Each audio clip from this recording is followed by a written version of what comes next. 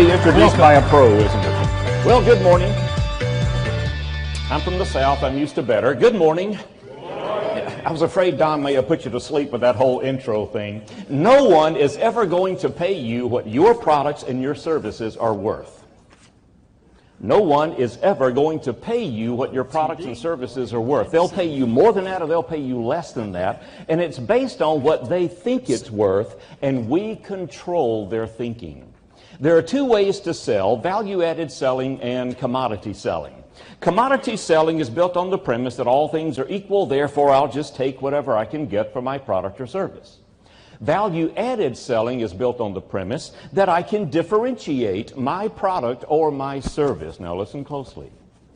I can differentiate my product or service in the customer's mind, not necessarily in reality, but certainly in the customer's mind, to the point where the customer will give me whatever I am asking for my product or service. The only kind of selling that I teach is value-added selling. The reason is I don't believe in commodities. I've never seen one. Every product, every service can be differentiated to the point where the customer will give us whatever we are asking for our product or service. So the topic this morning is going to be value-added selling. We're going to talk about why price is never the real reason why the customer said no. Even though the price objection is the most common, the most frequent objection that any of us salespeople ever hear, it is rarely, if ever, a valid objection. How long do you have to stay in sales before you hear the price objection? About 10 minutes, the very first call. The first thing the customer is going to say is the price is too high. You know why they do that? It's out of habit. And the reason they continue doing it is because out of habit, salespeople continue to drop the price. Isn't that interesting? What if we could come up with a different response other than just cutting the price? So this morning we're going to talk about sales. How many of you are in sales? Could I see your hands? There are two kinds of people in the world, those that know they're in sales and those that don't. So let's try that again. How many of you are in sales? How many of you are in customer service? Can an entry-level employee in your organization chase off your best account? What's the answer? He called me into his office. He said, I see more in you than you see in yourself. I'm going to get you out of here. I thought, hot dog, I'm going to engineering. From operations, you go to engineering. In engineering, I'll work a 35-hour week, not a 40-hour week. I'll be drawing the circuits I've been wiring for the last 10 years. I can do that in my sleep. I'll wear a necktie to work. Short sleeve shirt, pocket protector, but necktie, the ladies will go crazy, right? Then he dropped the bomb. Engineering's full, I'm going to send you to sales. I said, actually, you can give me my tool belt back. I'm going to go upstairs and solder some more wires. I'm not going to sales. Cannot speak in public. Cannot strike up a conversation with strangers. Do not own a suit, and they require that you wear a suit. Do not have a degree. There are people in sales with masters.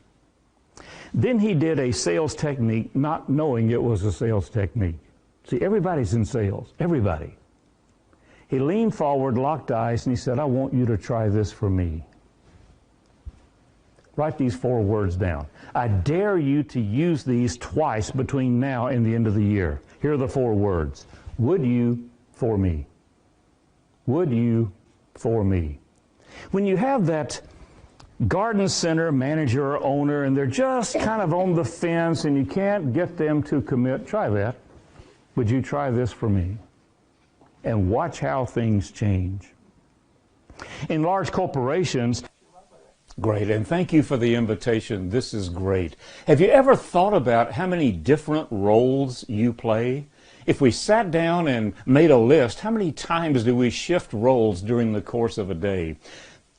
Today we're going to talk about your role in sales in your organization, and the graphics that I'll be using will be on the screen behind me, so you may want to go into presenter view in order to have the best look at what's going on with the graphics. I'm going to keep the gallery view here so that I can see you. If you have a question, raise your hand, yell at me, or contact Don or something. We're going to break every hour for a brief bio break and time to refill the water bottles.